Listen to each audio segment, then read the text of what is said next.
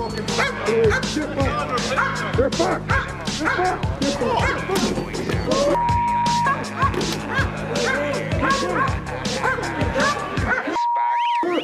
Fucking catch a mockeries. Boriac Pentila, Boriac Snake equals a cocktail bread for unleashing the beast. Iho wore a mock for nigh at least. Dreadjella, he's beating some fella. Are you seeing Sean? It's for sure street and cellar. Fucked into the back of the Jeep, he falls asleep. He does it every week. Chucky or law, get the Brits out loud. A one-way ticket, please, I've lost my bus pass. It's Jackson off, he's looking some pins, man. A Kylie fucking region-ish, man. Keep her let the fucker fucking fuck off, Jesus said on the cross. 2 pins of booze, 20 figs, and the dog is still lost. Who's next? Me, miss, and would you like a bag? For your shopping after nose, I see your ankle tag. Fuck you, curfew, dislocated eye socket. Overnight cop shop with 2 balls in his pocket. Loves his reputation, now he's over being a rocket. In his dreams, 9mm loaded. I'm a hitch, double OD. Low lace, don't know what they say about me. Cause I'm a hitch, double OD. Low lace, don't know what they say about me. A dog with a jaw, what the fuck is that? He's just sitting on the floor. So he's cause all those jaws are taken by the dogs. Sweaty black, yeah, crack, and my split for her love. Beat the fast and a sash, got that load on my cash. Jack and Nish, hit the stash, put the pills, it's a large, like a goose, Coca-Cola, sold $1 million. Jack. It's gonna be a bloodbath. It's gonna be a bloodbath. It's gonna be a bloodbath. It's gonna be a bloodbath. Throw a hoot, a jab and a boot. I sneak a quick toot, then a fire, another boot. For calling me a fruit, for trying to take the loot. But Billy won't be bothering anymore. Nice couple of cash, do you want it in your chest, or your knees, or your head? DJ Poovy has the lead. You can beg, you can plead, you can tell us what we need, you can change your name. But they're all the fucking same.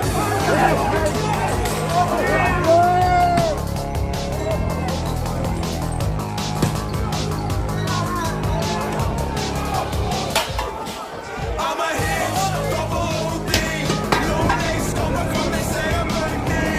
Cause I'm a hitch, double OD. Low lace, don't know what they say about me. I'm a hitch, double OD. Low lace, don't know what they say about me. Cause I'm a hitch, double OD. Low lace, don't know what they say about me.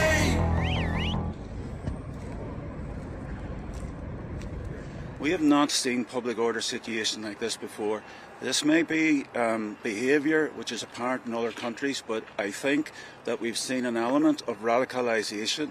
We have seen a group of people who take literally a thimble full of facts and make a bathtub of assumptions, hateful assumptions, and then conduct themselves in a way which is riotous and disruptive to our society. We then have to respond to that in terms of our tactics and training. But there's no failure here. Well, the stabbing of 5 people in Ireland has inflamed dissatisfaction amongst the nation over rapidly increasing immigration. But police chiefs blamed rioting in Dublin city centre last week on a, quote, lunatic hooligan faction driven by a far-right ideology, end of quote. Joining us now to discuss this is author Michael Walsh. Michael, great to see you. So what's happening there in Ireland? So we had the stabbing, and it's apparently far right if you in any way try to blame the riots that then followed on the questions surrounding immigration. Tell us about it. Yeah, well, everything in Ireland is far right that is not in lockstep agreement with the government media complex in Ireland. Ireland has a nominal two-party system which goes back to the treaty that you may recall from watching movies about Michael Collins and Eamon de Valera, which parties split over the treaty that eventually won partial independence from Britain. So they're called Fine Gael and Fianna Fáil. Effectively, they're the uniparty now. They are both in favor of what the government is in favor of. And they have formed a coalition government after the last election, since neither one of them could get a majority. and they are presently in coalition government with a very tiny party called the Green Party, which curiously enough, all of the major government ministries, including the environment and has elements of the immigration in it as well. So it's a powder keg. I live on the west coast of Ireland in a house where my great-grandmother was born. I've restored it and brought property up and moved my family to Ireland. I have an Irish son-in-law. I have 2 Irish grandchildren and a third on the way, and I'm looking forward to seeing them very soon. But that's one version of immigration. The other version is the untrammeled, everyone can come in and is entitled to the most generous benefits in the European Union just on their say-so. They arrive with no passports, no papers, no nothing, and immediately demand housing, etc. Predominantly among them, although not the source of this current trouble, are the Ukrainians who have been welcomed with open arms, even though, as I pointed out from time to time, that by welcoming Ukrainian men into Ireland, you are effectively supporting Putin because those men are subject to the draft back home in the Ukraine. We haven't quite thought this whole thing through. But what happened in the stabbing of the day, and it's personal to me. I have 2, as I mentioned, 2 grandchildren, a third on the way, and my elder granddaughter goes to school in Dublin. She's a great schooler, like the victims of this particular stabbing. That was just the thing that set the simmering powder keg off. And the government has chosen to deal with it by basically cracking down on everyone who is opposed to immigration, as the term is understood in the political sense, and calling them far right and asking for hate speech crimes, new laws, and it's a mess. Michael, I saw Conor McGregor, the famous Irish UFC fighter, come out strongly. I think police are now investigating to see whether some of his statements breached hate laws, but he has been very, very outspoken about explaining where this anger comes from, and it's not just some far-right hooligan element. So I'm interested to see how he has suddenly become the voice of disaffected people. At the top of the show, we played a compilation of Irish politicians standing up in Parliament and just making the most absurd anti-white comments. Is there a self-loathing in Ireland? The people are voting for this. Is there a crisis in identity where they hate who they are? Well, as I used to joke with my friend James, who's sitting next to you during the Australian lockdown, once a penal colony, always a penal colony, as far as Australia. And Ireland, once a slave state of the British, always a slave state. And in this case, we substituted 700 years of slavery under England for a few years, a few decades of freedom, and then rushed back into the embrace of new slavers. They live in Belgium, of all places. Who had Ireland gets taken over by Brussels on their bingo card. And Irish politicians now are wholly employed by the European Union. So they don't care what the Irish people think. They answer, and in their lights, understandably, to the EU and Belgium. And they're constantly citing EU laws over Irish sovereignty. Wow. Many years ago, I was flying back to Ireland, and a woman, Irish woman next to me said to me at that point, this was in the 90s, I feel like we're losing my country. And I said, what do you mean feel like? You already lost it. The minute you joined the European Union, you lost your sovereignty. 100%. And James. that's what happened. All of this comes from that.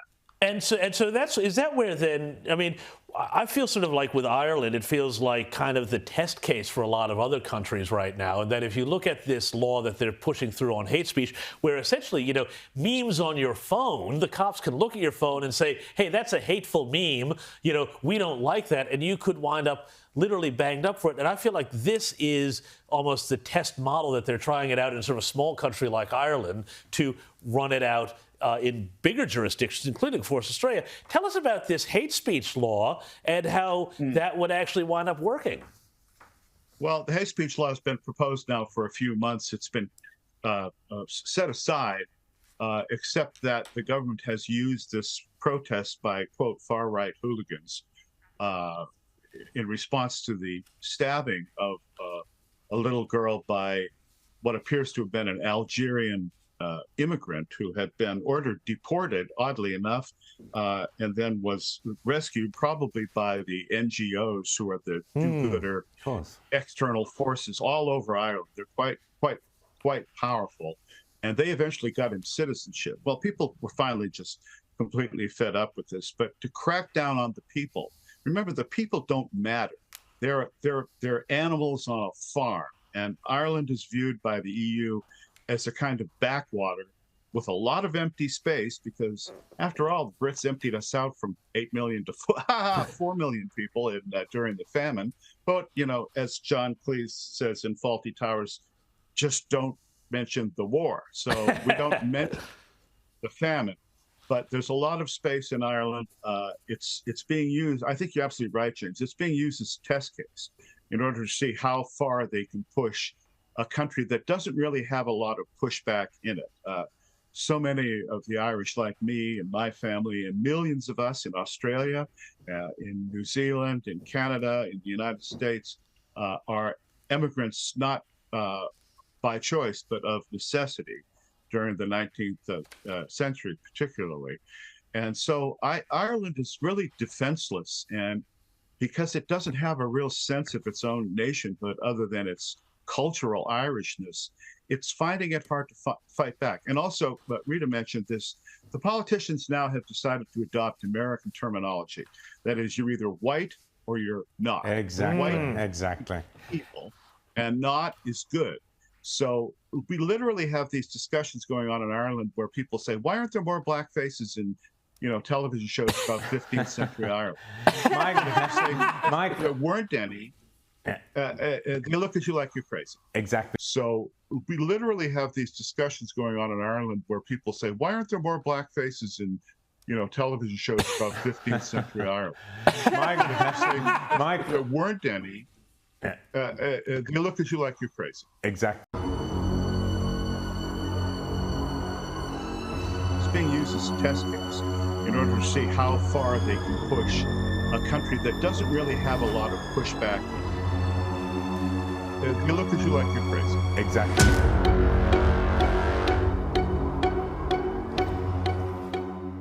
They look at you like you're crazy.